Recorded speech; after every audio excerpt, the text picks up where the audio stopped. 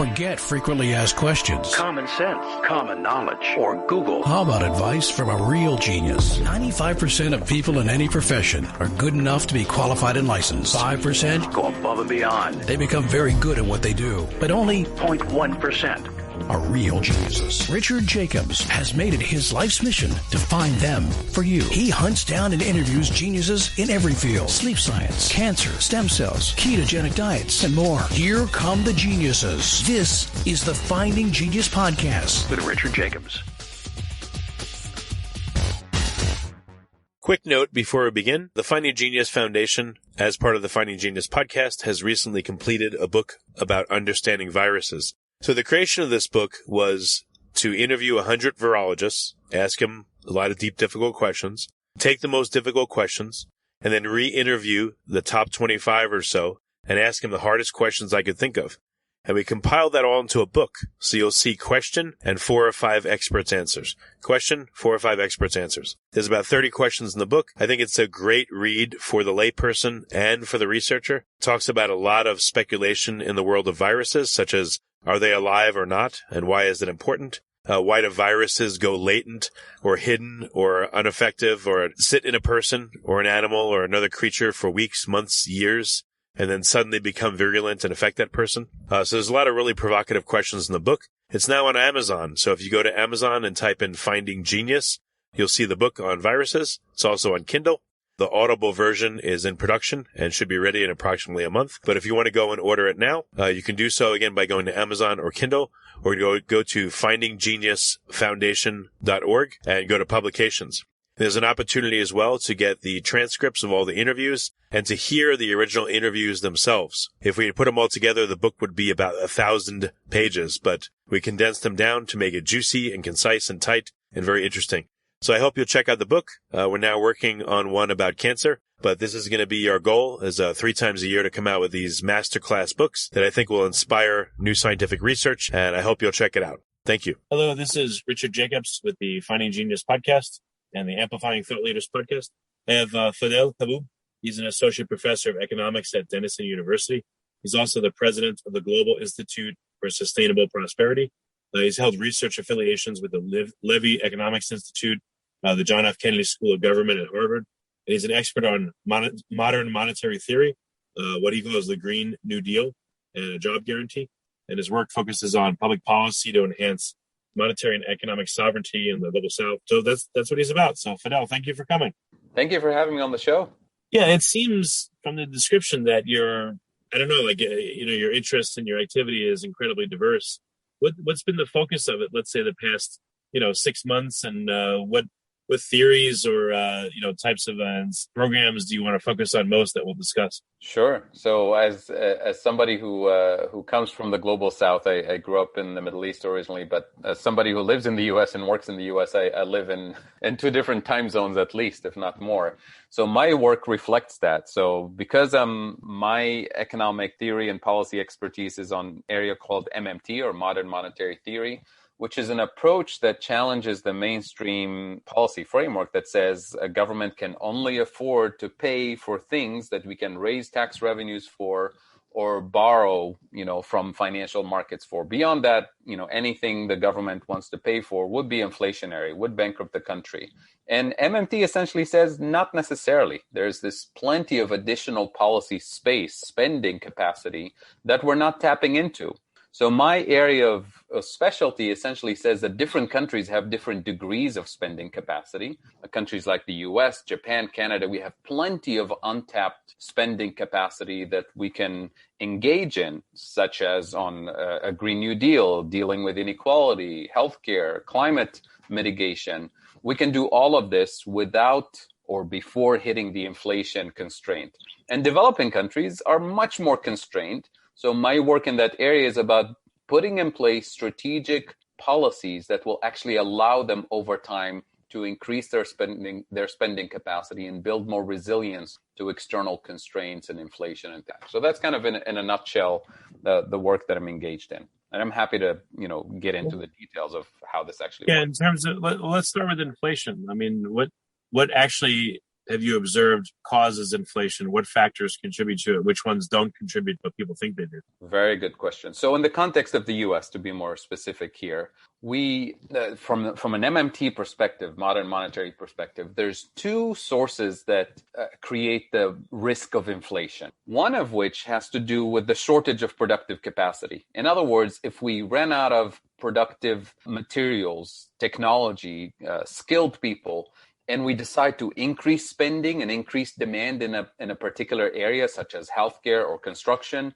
then we're literally bidding up prices and causing inflation. The good news about that kind of inflation is that we know how to mitigate for it and how to plan for it by building more productive capacity, by training more people. So the good news is that we can create millions of jobs in that space and actually mitigate the risk of inflation. The second source of risk of inflation, which is trickier than the first one, has to do with too much market power, abusive price-setting behavior in key industry. In the case of the US, think of pharmaceuticals, think of insurance companies, think of energy companies, telecoms. All of these markets have a high degree of market concentration that allows individual players to raise prices simply because they can, or in other words, simply because we let them, because we're not enforcing antitrust laws, we're not democratizing those markets, we're not making them more competitive. And what markets do you think are prone to raising prices more than they quote unquote should? And I would think competition would step in, but what markets do you think are most vulnerable to this? Well, I mentioned a few. So health insurance companies, your telecom companies. I mean, I don't know where you are in the country, but many of us here in the Midwest, in Appalachia, especially in rural areas, where you only have one internet service provider, and if you don't like it, there's nothing you can do. And you look at your bills the last 3 or 4 years, and it's constantly going up with the quality of the service the same, if not deteriorating. There's nothing you can, that's not a competitive market. And it's not an easy market to enter into if the market that's been essentially segregated for key players to dominate. I can tell you that happens with medications. Like, exactly. I take a couple of medications and they go up every single month. Yeah, what can you do about it? Yeah, nothing. One of them I've been taking for 20 years, and it's literally gone up from like $40 to $350. It's the same crap that they send, and it's crazy. So there's a bunch of these areas in the economy. Most consumers know what they are, and when you dig into the actual data, in the case of the U.S., currently you find 4 major drivers of inflation. One is healthcare. We just talked about this. The second one is energy and transportation. The third one is housing, real estate, especially in some key markets in the US. And the fourth one is higher education, which is a little bit different than the first. Higher education, partly because we cut support to state institutions, public institutions, so they had to rely more on raising tuition, and that allows private colleges to match them and kind of race to the top in terms of the cost. But also colleges and universities, a big burden in terms of their financial costs is the cost of healthcare for their staff, is the cost of energy and transportation, heating and cooling those buildings and running the operations, which come from those 3 areas that I mentioned: healthcare, energy and transportation, cost of real estate. And so these are the drivers of inflation. And what you find in those areas, you find those 2 sources of inflation risk that I mentioned earlier. One is shortage of productive capacity that forces us to exclude people from health, from education, from energy and transportation, and market concentration that allows those key players in oil and gas industry and utilities and so on to raise prices simply because we let them. So that kind of inflation, by the way, it's not going to go away by spending less, by saying we can't afford a Green New Deal or we can't afford public infrastructure investments and all that. That type of inflation only goes away if we tax and regulate it out of existence. In other words, if the 535 elected officials we send to Washington, D.C.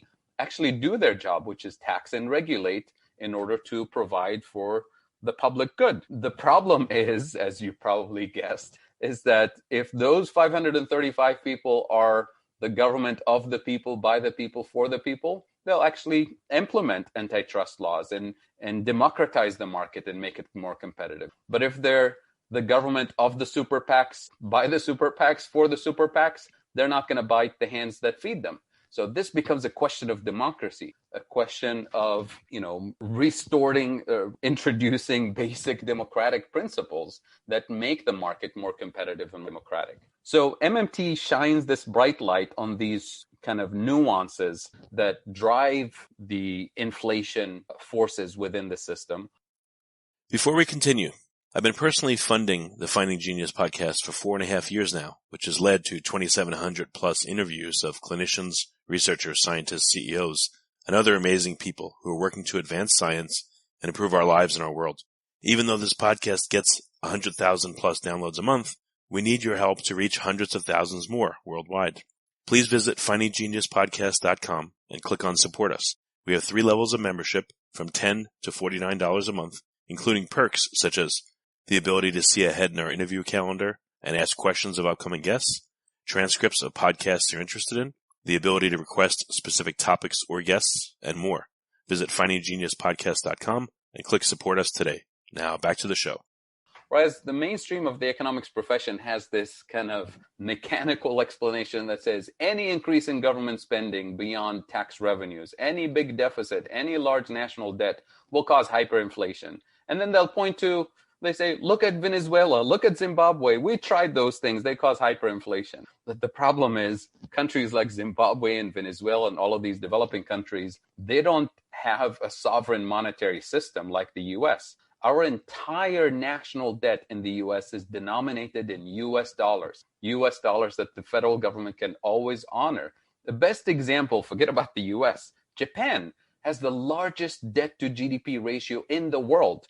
But they're almost 260% right now. And it's not new. It's been growing for decades. And mainstream theory tells us, and mainstream policy advisors have been telling us for 3 decades now, that Japan is going to have hyperinflation, that Japan is going to go bankrupt, that Japan was going to have very high interest rates that will destroy their business. Well, guess what? For 30 years, Japan is struggling with deflation, not inflation. For 30 years, Japan is struggling with negative interest rates, not very high interest rates. And Japan cannot default on its debt because all of it is denominated in the national currency, in Japanese yen, which... Yeah, but my question, though, would you consider Japan's economy healthy the past 30 years or stagnant? Or how would you characterize it? Yeah, Japan's economy is not perfect in any sense of the term, but its problems are definitely not inflation and not high interest rates and not bankruptcy. Japan has an aging population.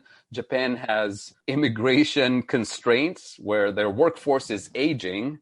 And as a result, they have healthy people who live long enough to, well into their retirement years. So they have a demographic problem. If they had an open immigration policy, they'll have a healthier, younger labor force to invigorate their economy. Those are their problems. Their problem is not inflation. Their problem is not high interest rates or bankruptcy. So when we compare the U.S. to other countries, Japan is probably a better comparison because they have a sovereign monetary system, whereas Venezuela or Zimbabwe or any of these countries, they have a completely broken economic system.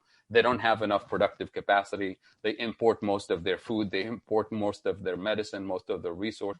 They have very limited domestic productive capacity, unlike what we have here in the U.S. So a country that's like that, as their currency declines in value, it's a vicious circle. They have to pay more to get all the imported things that they're using.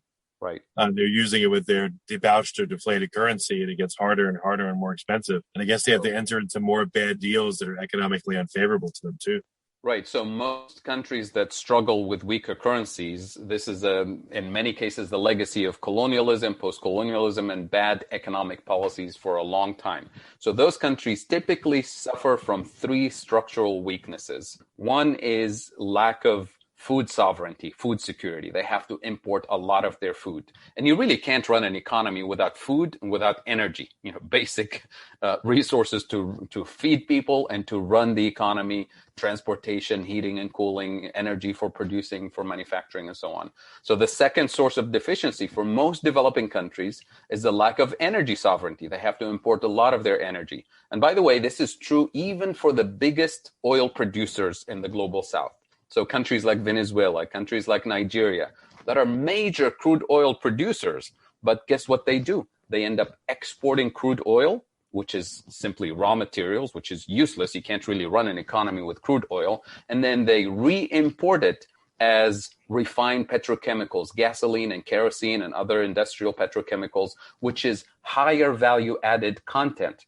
If you like this podcast, please click the link in the description to subscribe and review us on iTunes. So you export the raw material, the cheap version, and you import the more expensive, more refined, higher value added version of it, which means you're constantly losing in that trade. And this is for the biggest exporters, let alone for countries who actually have to import the energy to begin with.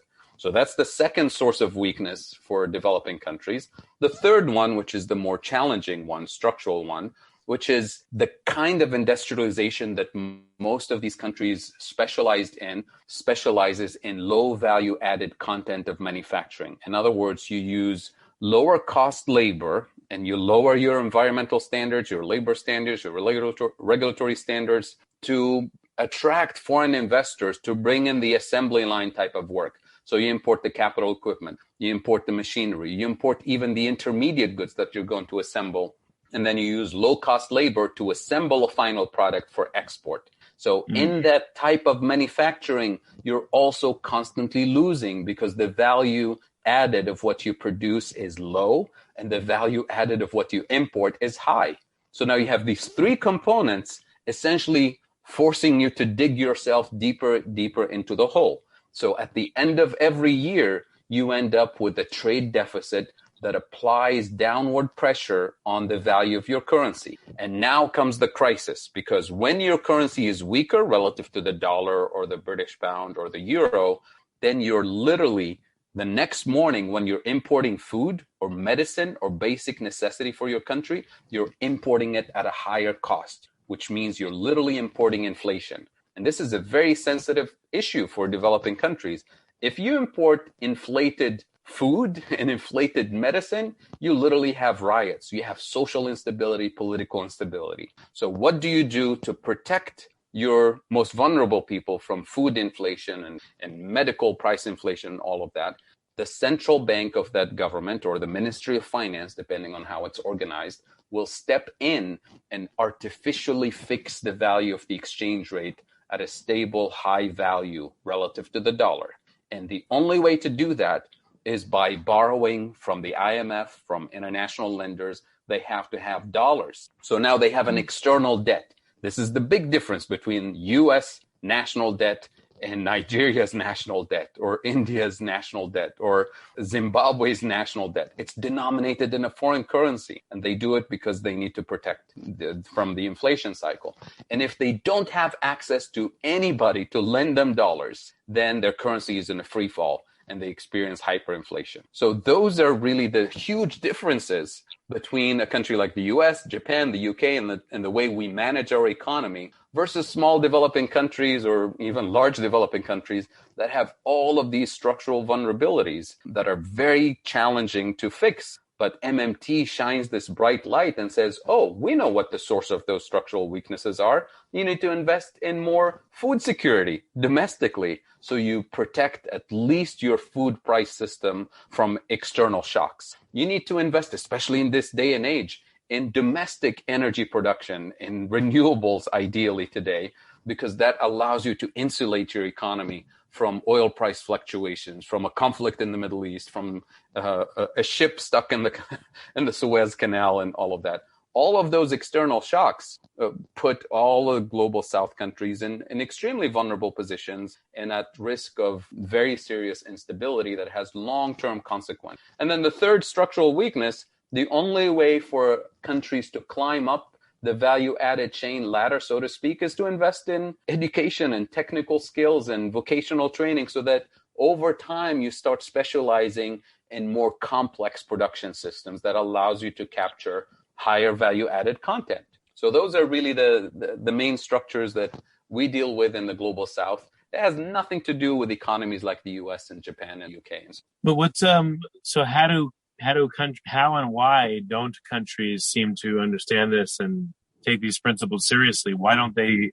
Is it just corrupt leaders that borrow from the World Bank? They take a cut and they indebt the country and say, "Who cares?" Or they want this to continue? Yeah, There is some of that. I'm not going to deny there isn't any corruption, but it's actually much worse than that, I think. It has to do with traditional economic policy advice that comes out of mainstream economics from World Bank economists, IMF economists for a long time, which is the following. They look at a developing country, they say, oh, you have a trade deficit. You have this external debt that's really creating an external constraint on your economy. Here's what you need to do to earn more dollars. I'm going to list a few of these policies, and then at the same time, I'm going to debunk.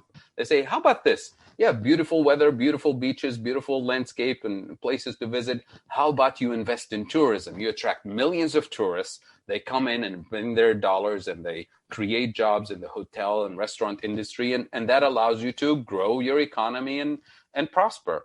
Well, here's the problem with tourism. When you bring millions of tourists into a developing country, you're going to have to feed them. So you end up importing more food, and you're going to have to transport them, heat and cool hotels for them. So you end up importing even more energy. Those are the two of the structural weaknesses. You just made them worse. Number two, you're not the only country.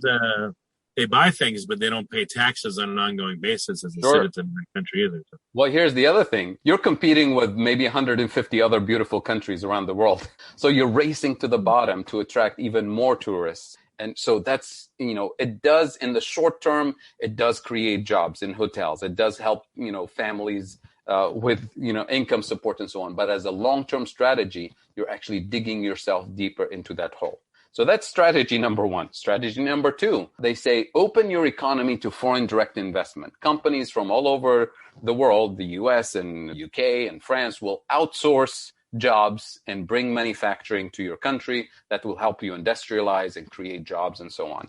Well, it sounds great, except which companies will outsource from the US, from Canada, from the UK to a developing country in Africa or in Latin America? Well, they're looking for lower cost of production, which means they would like to, bring all their equipment, all the technology, all the know-how, and hire assembly line type of workers. So again, that trap that I mentioned earlier, which is specializing in assembly line. And again, you're not the only country trying to do that. There's another 150 some countries trying to do the same. So you're racing to the bottom. You give them tax cuts. You give them the land for free. You give them subsidized electricity. You give them subsidized pension for workers, so they hire them even cheaper.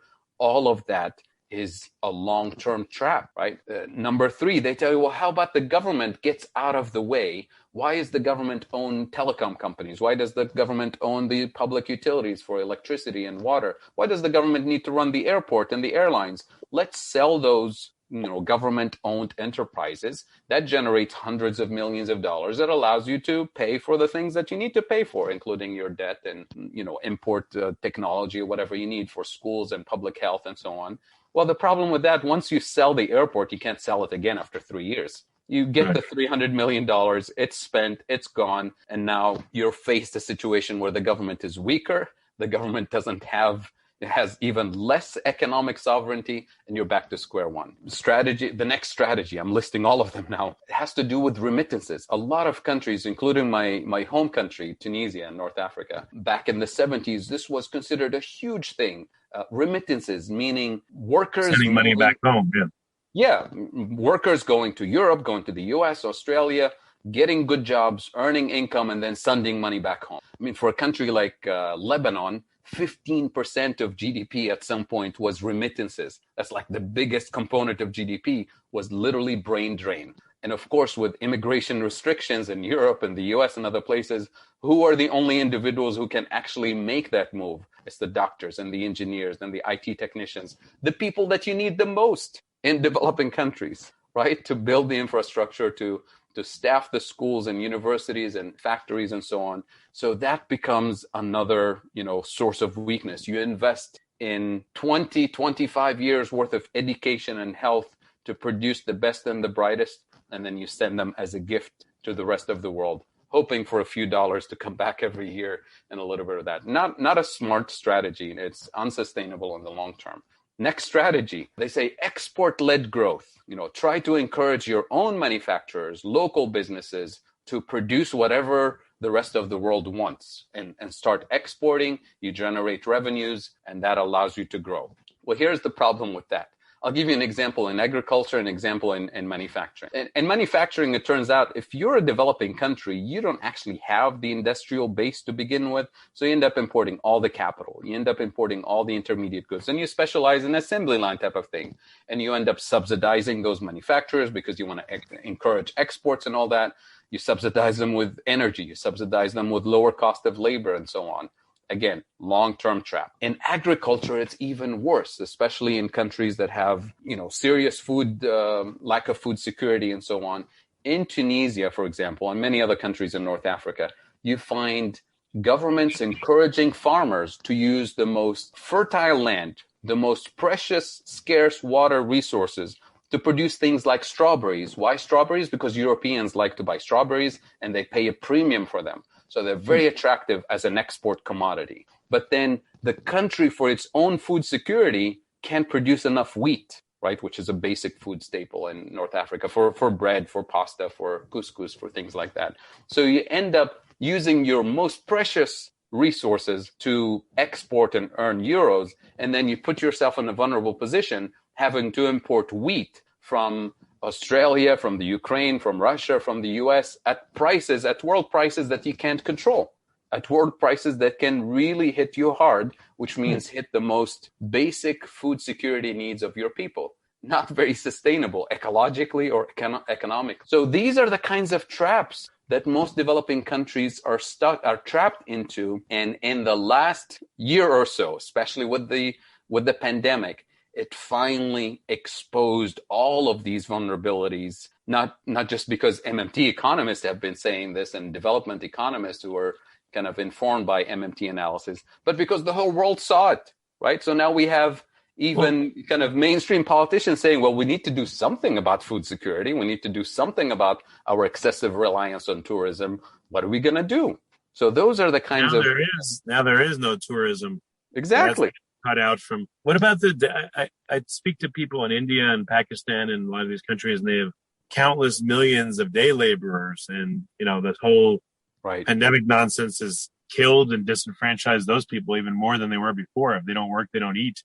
What's that going to do to the economies of these places? Absolutely. And what MMT has been suggesting for a long time is that the most precious resources that you have are resources that you have domestically, mobilizing your own labor resources, your own indigenous knowledge to build a more resilient economy internally. And you can't have a resilient economy unless you have food security and energy security, as I said earlier. You have to feed people. That's basic.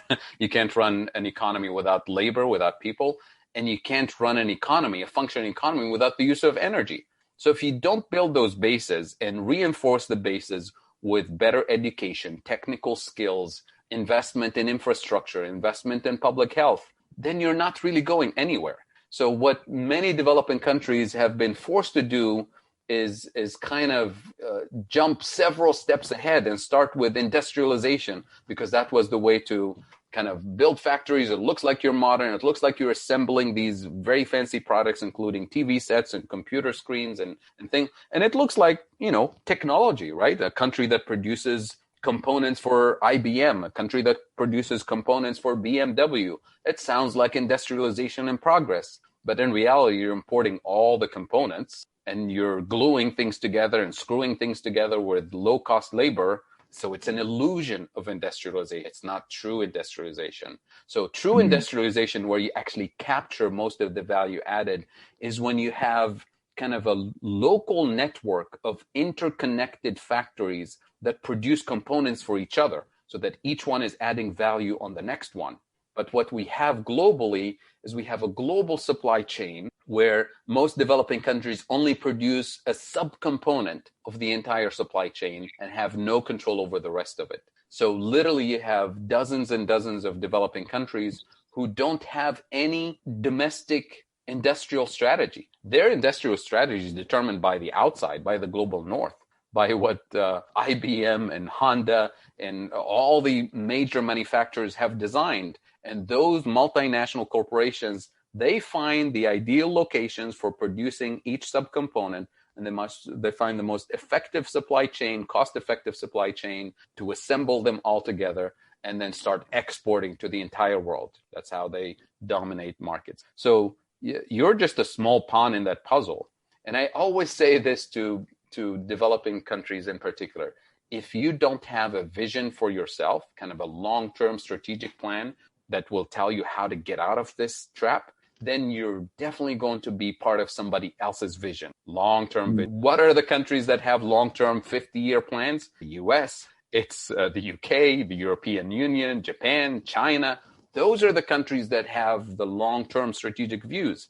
And they design the rest of the global political system and economic system so that the smaller countries fall into the piece of the puzzle that they designed for them. So at the minimum, number one, you understand what the vision of the US is, what the vision of China is, what the vision of the EU is. Well actually, what are those visions? Like the US, I would think, based on what you said, the number one thing that they must protect is the sovereignty of the US dollar. Otherwise, we would lose our ability to do things monetarily that we otherwise couldn't. Well, yes, partly, but you have to realize that the power of the US dollar and its influence is the result of US economic influence. It's not the source of it. In other words, we can't declare a currency to be sovereign. You actually have to earn it. And the way to earn it is through actual productive capacity.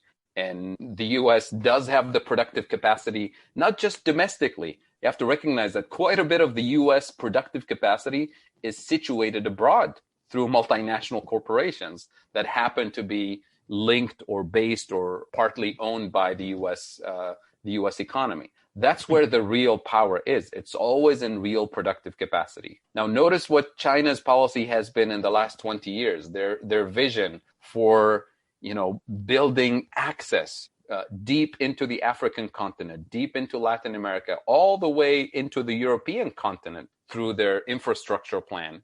And they're fitting every country on the way in that path into their puzzle, starting with their neighbors, all the way into Europe, all the way into Africa, partly because they know that their economic dominance needs to be fueled by access to resources. So all of their partnerships is about finding access to those natural resources, mining, agriculture, rare earth materials, and they're enticing other countries into diplomatic agreements with them in order to feed their long-term global plan. It's not a charity, right? So the country that has the most aggressive global vision, strategic vision, is by far China. The US is sort of playing catch up because we've been busy with a bunch of nonsense over the last couple of decades, right? Because we've lost track of what it means to have a strategy. We've focused on geopolitical goals, and we've lost track of the actual source that allows you to have the geopolitical influence. You can't be a geopolitical influencer if you have no economic basis to support it, right? And I think that's the big strategic mistake that the US is falling into. Maybe in the next decade or so, we'll realize that we need to, restart the basis of the US economy. Maybe part of it is the Biden infrastructure plan, because you can't have an economy with a resilient infrastructure, with an educated and skilled labor force. We've lost track of the importance of those. We can't shift the burden on individuals to pay for their education and push them deep into debt. We can't build the economy of the future if we don't have high-speed broadband infrastructure. We can't be in the economy of the future because the economy of the future is going to be artificial intelligence and robotics and automation if we don't have the technical skills and the labor force to actually staff that future economy. So all of those investments, long overdue. Maybe now we'll catch up with this infrastructure plan if we do it the right way and the strategic way. So those are the kinds of things that I spend my days and nights thinking about and talking about. Well, if you were to advise the U.S. how to strengthen its position and its finances around the world and at home, what would you say? And then same thing for China. Like, what would be your advice if both countries hired you and said, help us become more dominant? What do we do?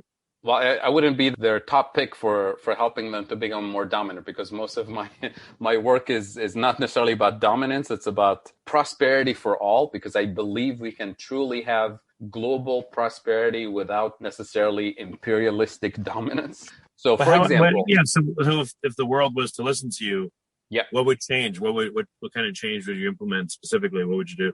Well, I'll start with something. Let's start with the U.S. I'll start with something that is kind of lurking in the background as we speak, and it's huge financial instability risks that are building up in the U.S. financial markets as we speak. Don't take my word for it. The Fed is panicking quietly about it. The SEC, the Federal Housing Finance Agency, is quietly panicking about it. Wall Street is panicking. Insurance companies are panicking about it, which is the IPCC report from a couple of years ago that gave us 12 years to act on a massive scale on climate change. Well, as soon as that came out and made that big fuss in the news, Wall Street companies and insurance companies started doing their own internal studies on this. And one of those leaked out to The Guardian last year from JP Morgan. And they basically said those IPCC guys, they are optimistic. It's actually much worse than that. BlackRock said the same, and the Fed and the ECB, all of them started looking at the built-in financial risks that are actually lurking on balance sheets right now in the trillions of dollars, potentially even more, that will materialize in the next 20 to 30 years. Some of those risks are actually happening right now. For example, one study looked at just coastal real estate properties in the US, and they estimated by 2045, which is 25 years from now. Basically, if I get a mortgage in Florida today, that risk is on my mortgage, which means an insurance company will not insure it. A bank will not take that risk and put it on their books. Well, all of those are currently on somebody's books. So they estimated $1 trillion worth of stranded assets. Stranded assets means it's an asset that's valuable today, like a hotel, resort, a beautiful home on the beach that's worth X number of dollars. In 2045, the value of all those properties will decline by $1 trillion. And that's just the US, just coastal properties. Think about as we globally, hopefully, accelerate the transition to renewable energy. And this is purely on economic competitiveness, right? Solar and wind and geothermal is just displacing coal and fossil fuels on efficiency grounds. As we do this, what's going to happen to the value of all the oil and gas infrastructure that's currently in place and that was presumed to be productive for the next 50 years? Those are called stranded assets because they become literally useless. We have trillions of dollars worth of fossil fuels that are proven oil reserves, for example, that are actually priced into the value of oil and gas companies. Those are unburnable fossil fuels if we're going to survive as a planet by the end of the century, which means they're worth nothing if they're not burned, if they're not extracted and sold in the market. So the most conservative estimates I've seen, we're talking $20 to $30 trillion worth of stranded assets, worth of what we call the carbon bubble, the biggest financial market bubble that will collapse. So as we speak, the Fed has now a climate change committee that's looking carefully into this. The SEC right now has a 90-day open comment period saying, how should we, mitigate for this? As I said, the Federal Housing Agency, Finance Housing Agency, is also looking at literally properties in Florida and California that insurance companies are refusing to insure, which means banks are refusing to, originate mortgages for. Those risks are going to accelerate with the effects of climate change. So how do we mitigate these risks in the US while we address global issues? So for me, all of this is what I call climate debt, right? So who is responsible for most CO2 emissions globally since the Industrial Revolution? It's the global North. Who are the victims of most of the effects of climate change? It's the global South that hasn't been responsible for this. So there is the concept of reparation means you transfer not only financial resources to help the global South mitigate these risks, but also you transfer technology in order for us to accelerate this. Number two in this process is the issue of climate refugees, which is a new concept to a lot of people that many people in the UN even refuse to accept it as a legal concept yet, but sooner or later they will. And don't take my word for it. Studies by agencies like the World Bank, for example, are estimating by 2050, millions of people in Africa and Latin America and Asia will be on the move because of climate change events. And where are they going? They're going to the global North, putting pressure on schools, on housing, on food, on jobs. All of this is extremely destabilizing. So how are we going to face that future in 2045 and 2050? We have to build the resilient infrastructure for it. We have to be prepared both in the global north and the global south. Well, the good news from an MMT perspective is that the global north countries have this additional spending capacity that I talked about. They have the technological capabilities, so we can, quote unquote, pay for that reparations to literally repair the broken system. So that's kind of a subcomponent of what I would call a global Green New Deal, where we can mitigate all these risks globally, save financial markets in the global north, be ready for the oncoming climate refugees crisis. I mean, a few million people moved from Syria because of the conflict and the world panicked. Just wait for the climate refugees and then we'll see what we'll be facing. Now, we have an opportunity to start the work today and to create millions of jobs and to make countries more resilient and to rapidly decarbonize and meet the challenge of the century. Well, I mean, from what I understand, though, wind and solar, they have to use rare earth metals to produce them, and they have to use current fossil fuels to make the equipment. Yeah. Then it has to be repaired and replaced, et cetera, and it's being subsidized. Yeah. So, I mean, economically, if you do a calculus of the damage that will come from climate change that's anticipated versus the cost to mitigate it, what does that look like? And I talk about this all the time. So the one thing I always say in my conversations about a Green New Deal, or especially on the technology front, is we have good technology, but it's not good enough, which means we can't have a Green New Deal nationally or globally unless we dedicate a significant amount of resources to research and development, especially material science research, to produce a truly circular economy in which every item I buy from Amazon or Best Buy or from Walmart comes in a little box and comes with a user manual.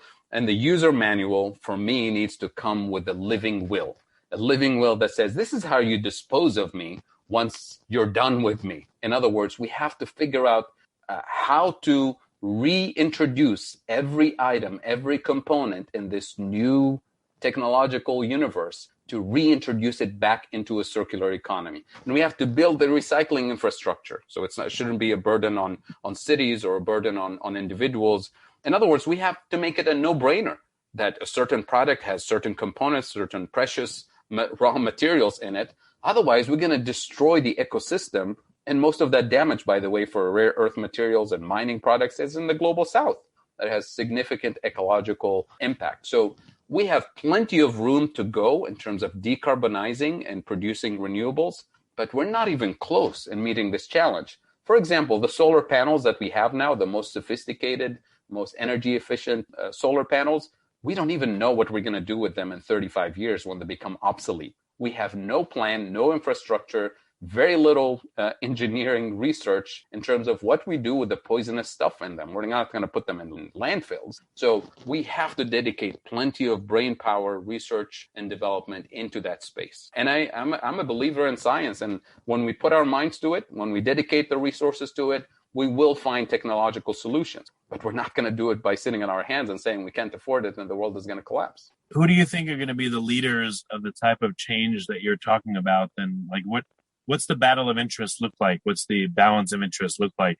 Who is seems to be going in the right way? Who seems to be pulling back and taking things the other direction? Well, I'm hoping that the U.S. is going to be this leader because, and what gives me a little bit of hope, cautiously, is the fact that, as I said, that the Wall Street, insurance companies, the Fed, the ECB are panicking. So financial markets know that there is a very serious challenge and that they need to take it seriously. But are we going to wait for Wall Street to set the standards for the rest of the century? Because I guarantee you they're not going to mitigate beyond kind of building protection for their interest and their balance sheets and so on.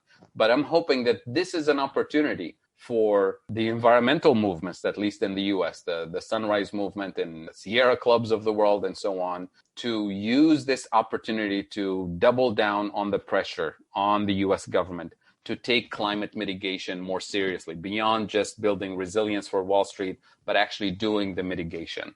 And recognizing that building mitigation systems in the US is great, but it's not sufficient because climate change is global. So we're going to have to do it in the rest of the world. Sure, Japan and Canada and the UK and the European Union, they should be having their own Green New Deals too.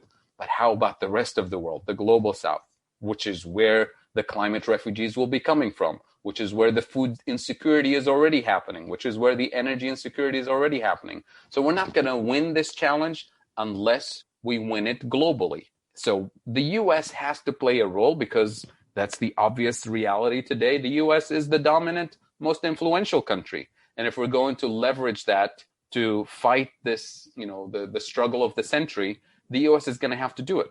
And it's going to be done sooner rather than later, because the longer we wait, the more challenging this is going to be. Hey, one last question. It may seem strange, but who runs the world? Who do you think are the top of the top of the top that really run the world? Do you think it's not just a few groups? It's just very widely distributed, and there is a big marketplace of countries or powerful organizations, but there's no really that stick out. Or do you think there are a few? So I'm not sure what you mean by who runs the world. I think that's exactly, yeah. Well, what I mean is, who do you consider?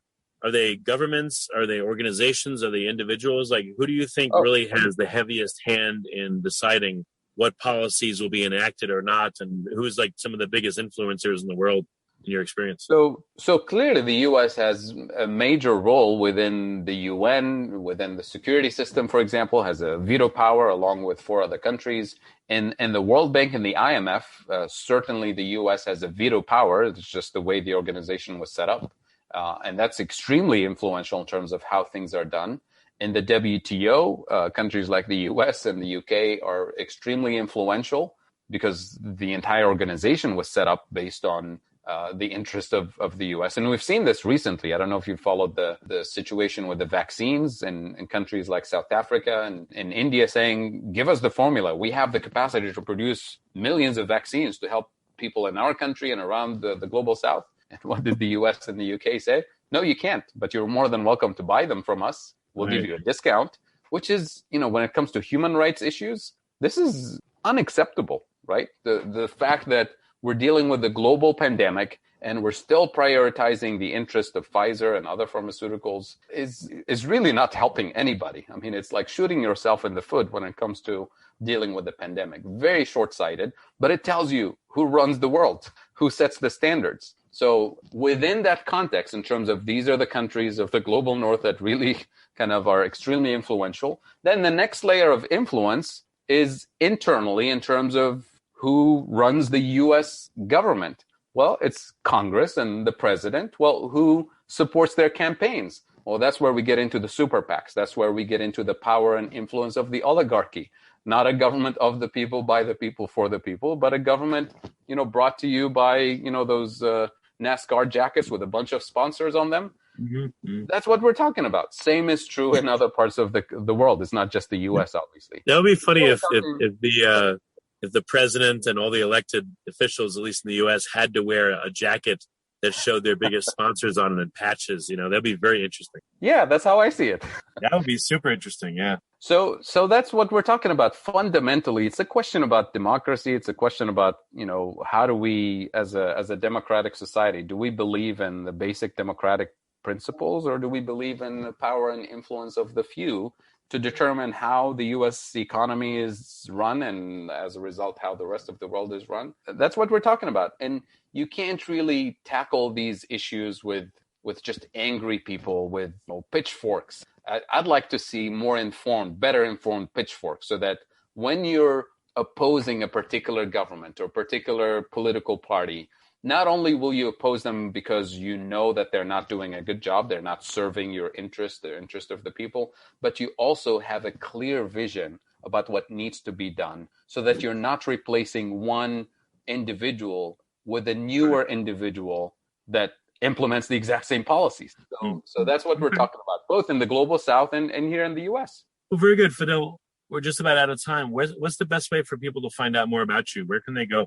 Well, I teach at Denison University here in Ohio, and I run the Global Institute for Sustainable Prosperity. You'll find me on social media, Twitter, LinkedIn, and so on, and many other MMT economists, by the way, people like Stephanie Kelton, whose book, The Deficit Myth, has been a bestseller in the New York Times list for a number of months now. People like Scott Fulweiler, Matt Forstater, Randy Ray, Warren Mosler, Bill Mitchell in Australia, and so many other colleagues associated with the Global Institute for Sustainable Prosperity, the Levy Economics Institute at Bard College. I forgot to mention my colleague Pavlina Cherneva also.